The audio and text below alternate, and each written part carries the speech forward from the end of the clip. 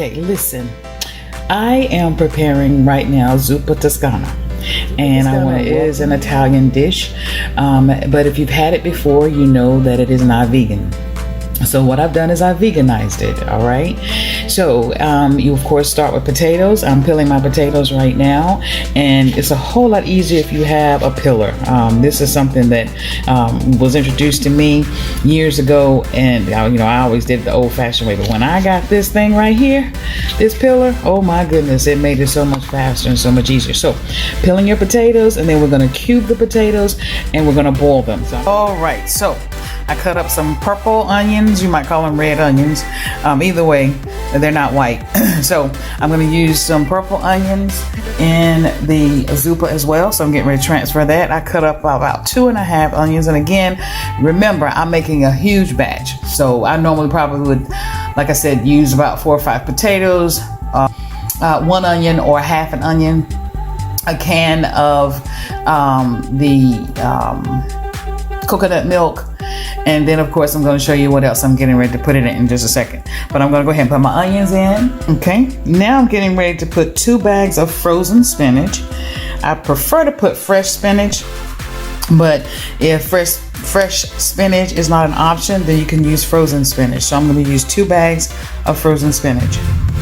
All right, just a FYI, if you're someone who's watching your carbs, and eating potatoes is going to take you over your limit, you can substitute the white potatoes with cauliflower. I've done that before, and it really is amazing. It tastes great. And so you can use cauliflower in place of the white potatoes, and you would cook it the same way. All right, the next thing that I'm going to put in the Zuppa Toscana is coconut milk, but make sure it's canned coconut milk, and make sure it is unsweetened, okay? And when you open the can of milk, you may notice that it's solidified on the top. That is perfectly all right. That's sometimes what happens whenever you use canned coconut milk. But just pour it in a bowl, stir it real well to blend the water, the liquid, back with what has solidified on the top, and use it in your dish, all right? So this is the brand I typically use. You can use any brand you want. Just make sure that it is unsweetened, all right? And it's canned milk. This actually gives the Zuppa Toscana or any type of dish that you're making that creamy texture without the sugar, and keeping it vegan, all right? Okay, this is a prime example of what I was talking about. Okay, you see how this one is a little hard on the top? All right, well, whenever you bust through that, up underneath is the liquid, all right? So just go ahead and pour it in a bowl and stir it real well. Now this one is still creamy, all right? Look at this one. This is creamy, okay? So it's okay. Just wanted to let you know that if you open a can and it's like this one, it's still okay to use, all right?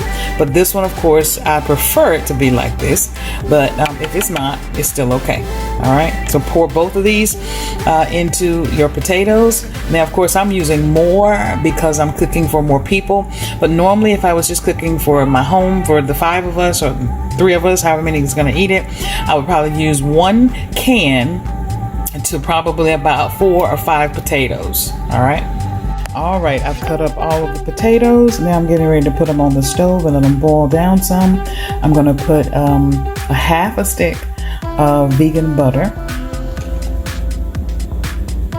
All right, I'm going to use a half a stick of vegan butter, and I use Country Crock, the olive oil version.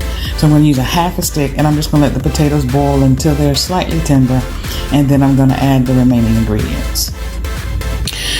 Okay, so I put my water in my potatoes, and you want to make sure that the water covers your potatoes. Make sure that the potatoes are totally submerged up under the water. And because I'm cooking so many potatoes for you guys, I'm using a whole stick of the plant-based butter, because it's probably about maybe 8 cups or maybe 9 cups of potatoes in here. So of course you gauge it according to how many people you're cooking for. Okay, y'all, listen, this is what the Zuppa looks like. Now, I say this jokingly, it doesn't look, it sometimes looks a little nasty, but it's really, really good. The spinach and the potatoes, and I have the tomatoes in there. The purple onions are in there. And so what we're getting ready to add now is, of course, the vegan sausage, because when you fix zuppa, you have the potatoes, as I just mentioned, and the spinach, and you have the sausage. The sausage is like one of the key ingredients. So we're going to use vegan sausage. So we're going to use several different brands or several different kinds. We're going to use this one by Gardein.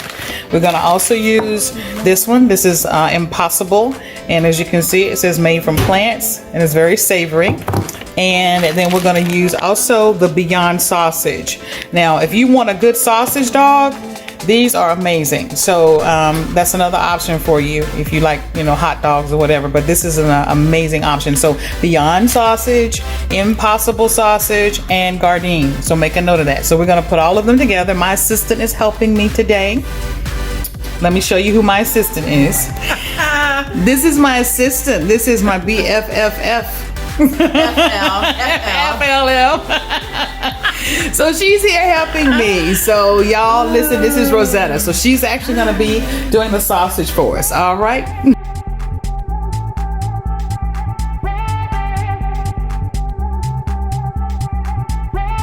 Show you my BFFFF.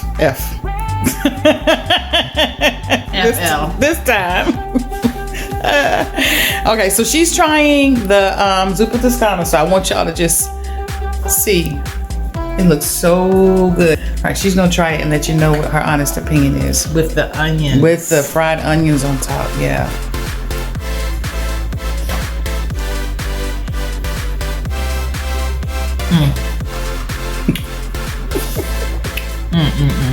You know what? I can honestly, wait a minute. You know what? I can honestly say I've had Valissa Zuppa Toscana from 20 years ago? Yeah. When we did the real meat and all that stuff in it, the bacon and everything. This is just as good. Okay. And she tuned me in onto putting these fried onions on top. So yeah, I'm a fan. I'm a fan. Delicious. All right, y'all. There you have it.